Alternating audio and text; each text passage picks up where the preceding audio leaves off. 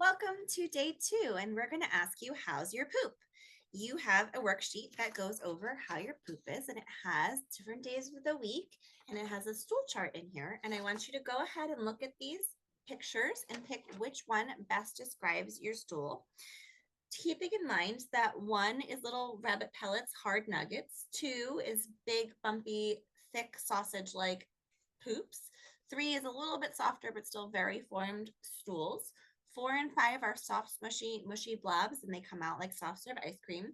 And 6 and 7 are kind of like more on the side of diarrhea or a little PCs or really gloppy.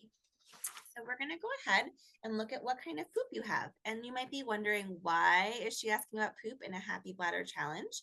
And the reason is because what's happening in our intestines very much affect what's going on in our bladder, because our bladder sits down here and our intestines sit on top of our bladder. And so if we're having poop problems, the bladder goes, you're squeezing me, you're squishing me, and it can become more cranky.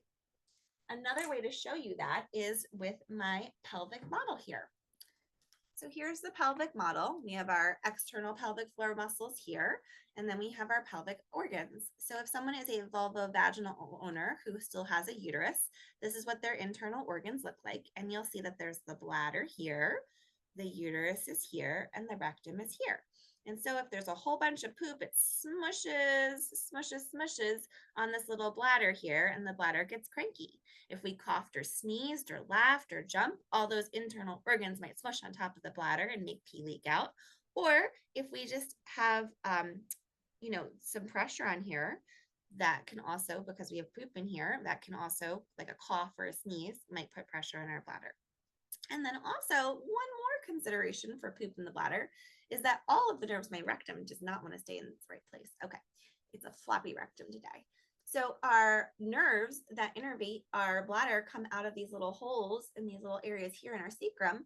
And so if poop is smushing on our nerves, our sacral nerves, that also affects what happens to our bladder. So lots of reasons that poop is one of the main causes of bladder dysfunction.